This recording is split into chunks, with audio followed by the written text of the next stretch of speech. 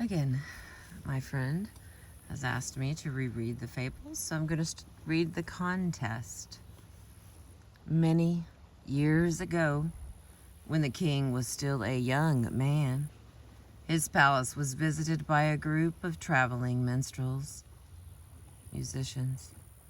Among the troop was a wise man who delighted in talking philosophy and debating the meaning of life. The king spent many hours with the old man, discussing everything from how to rule his kingdom wisely to strategies for mediating disputes among his many advisors.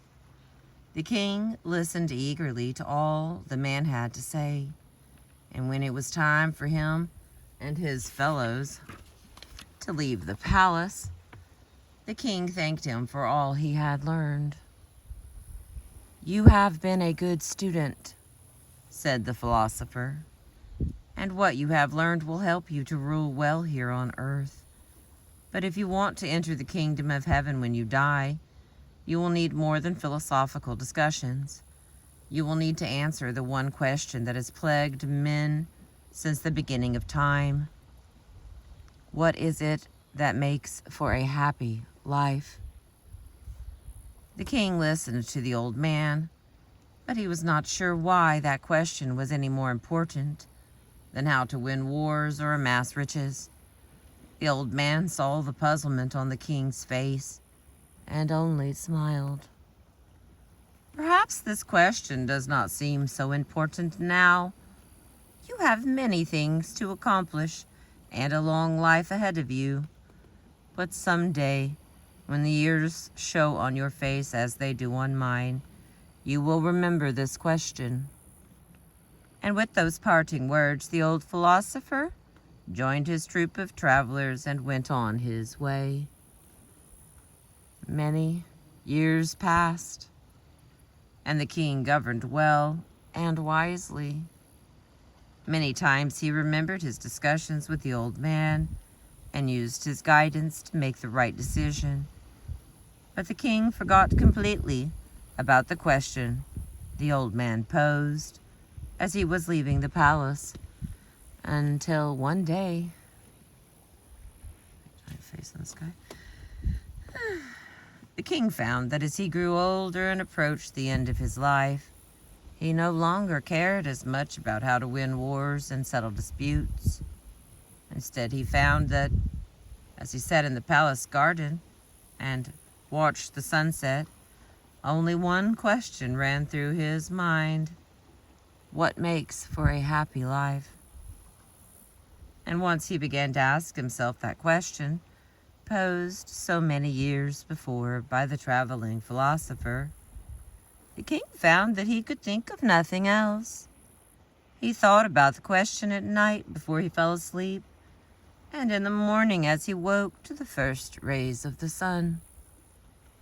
It was the first question he asked of every visitor, and the last question in his prayers at night.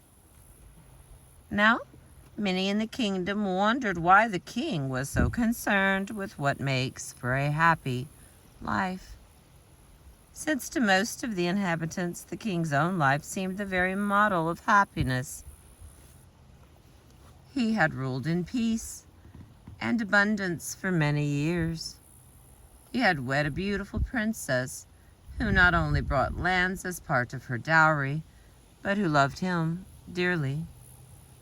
His sons and daughters were all strong and healthy, and he himself enjoyed every manner of privilege. What more could the king hope to learn of happiness than the life he had lived for the past many years? Yet the king remained obsessed with his question. He spent hours trying to remember his conversation with the old philosopher, to see if perhaps the old man had given him some clue that might answer the question. But the more he thought about what makes for a happy life, the more confused he became, and the more despairing that he would ever find an answer. Seeing how fretful the sovereign had become, one of his advisors offered the following suggestion. Your Highness, why don't you proclaim a contest across all the lands to help you find an answer to your question? A great reward could be promised to the man or woman who successfully answers your question about a happy life. What a wonderful idea, exclaimed the king.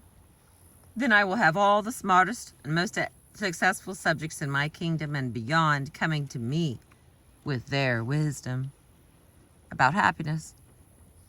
Surely with a competition like that, I am certain to discover the one true answer to what makes for a happy life.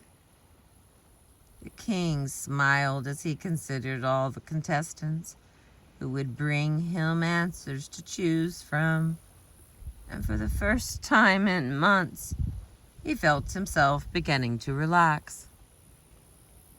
As word spread across the land about the king's challenge, people everywhere began to think about their lives and about what brought them happiness. Many were convinced that they knew the key to a happy life, and they began planning what they would do with the vast reward the king had promised. Others worked to prepare their presentation to the king, describing in exquisite detail the sources of their own happiness. Hold with me. It's a short one.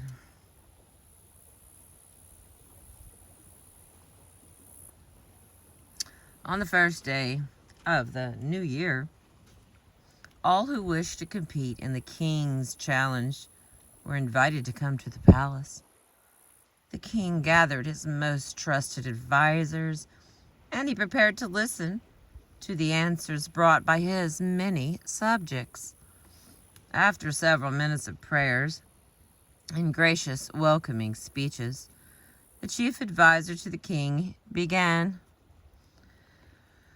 Who among you is ready to speak first? The king is eager to hear your answers so that he might finally know the secret to a happy life. With that invitation, one very tall and elegant-looking woman stepped forward. I am the mother of 12 children, she began. I cared for them when they were small and taught them well. Their accomplishments have brought me much joy, and now my children and grandchildren care for me in my older age. The secret to a happy life is to have a large family with many sons and daughters. As the audience listened to her answer, some nodded in agreement, but others were quick to disagree. I can't imagine. I, too, have many children, said a man with thick eyeglasses, but they have not been the source of my happiness. Throughout my life, I have found the greatest pleasure in my books. Every night, I end the day by going into my library and reading from one of my treasured books. I have learned so many things, and I've always felt content with a book in my hands. Nonsense, called a large man dressed in long velvet robes and sporting a brightly colored ring on every finger. Books don't bring you happiness. The secret to a happy life is great wealth. Just look at me. I have enough money to buy anything in the world. Throughout my life, I have enjoyed the very best meals, have drunk the finest wines, and I have traveled to the most exotic places. My wealth has allowed me to enjoy every possible pleasure. Material things cannot bring happiness everlasting, shouted a young man surrounded by a group of friends. Friendship is the source of true happiness. My comrades and I have been together since childhood.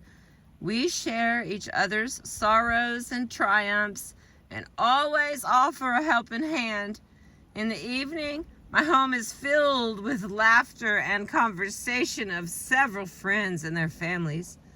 I, I am never alone, and I know that my friends will always be there to support me. Who could be happier than a man with such fine friends as these?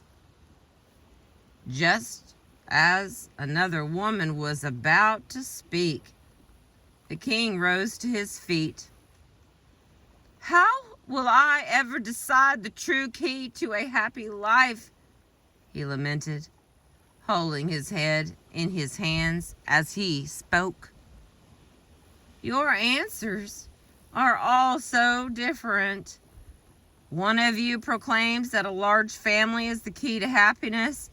Another declares that books and knowledge hold the secret. And still others boast that wealth or friendship are at the heart of happiness.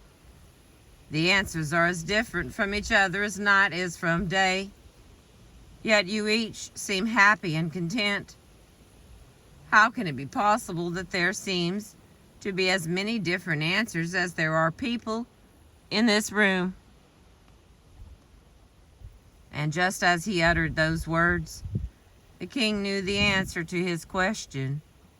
He then ordered that the royal treasurer divide the reward equally among all of his subjects. Thank you for listening. I appreciate you.